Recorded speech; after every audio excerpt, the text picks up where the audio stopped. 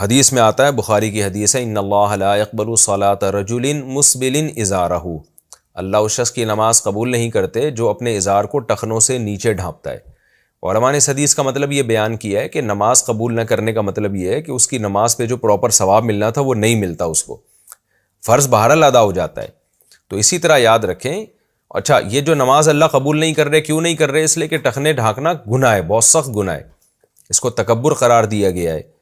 تو اسی طرح داڑھی کاٹنا بھی، داڑھی کاٹنا تو اس سے بھی بڑا گناہ ہے، کیونکہ تغییر خلق اللہ ہے۔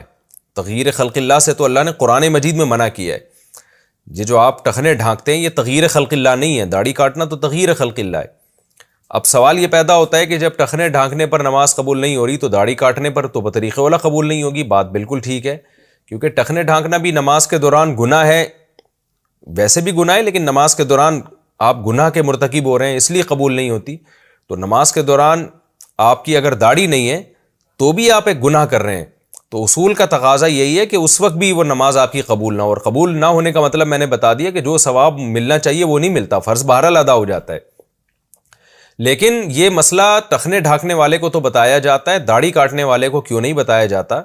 اس کی وجہ یہ ہے کہ ٹخنے تو 2 منٹ میں انسان اوپر کر لے گا نا فولڈ کر کے، داڑھی کاٹنے والے تو ان کو اگر یہ مسئلہ یوں کہا جائے کہ جی ثواب نہیں ملتا تو وہ داڑھی رکھنا تو دور کی بات، ڈر یہ ہے کہ نماز سے بھی جائیں گے وہ۔ تو اس لیے ان کی حوصلہ افزائی کے لیے کہا جاتا ہے کہ چلو یار داڑھی کاٹتے ہو تو ایک گناہ کر رہے ہو، تو اب دوسرا گناہ کہ نماز بھی چھوڑ دو، یہ نہ کرو۔ تو ان کی حوصلہ افزائی کے لیے یہ مسئلہ بیان ہی نہیں کیا جاتا اس طریقے سے۔ اور پھر اللہ کی رحمت سے امید بھی لگائی جا سکتی ہے کہ قبول کرنے والا تو اللہ تعالیٰ ہے نا، تو اللہ اگر قبول کر لے تو ہمیں کیا جا رہا ہے۔ اور بہرحال فرض تو ذمے سے ساقط ہو ہی جاتا ہے، اور نماز کا کچھ نہ کچھ ثواب تو بہرحال ملتا ہے، جو اس کامل درجے کا ثواب ملنا چاہیے تھا وہ بہرحال نہیں ملتا، کیونکہ نماز کے دوران آپ گناہ کر رہے ہیں، داڑھی آپ کی کٹی ہوئی ہے۔ اس لیے علماء کہتے ہیں داڑھی کاٹنا ایک ایسا گناہ ہے جو 24 گھنٹے انسان کے ساتھ چپکا ہوا ہے۔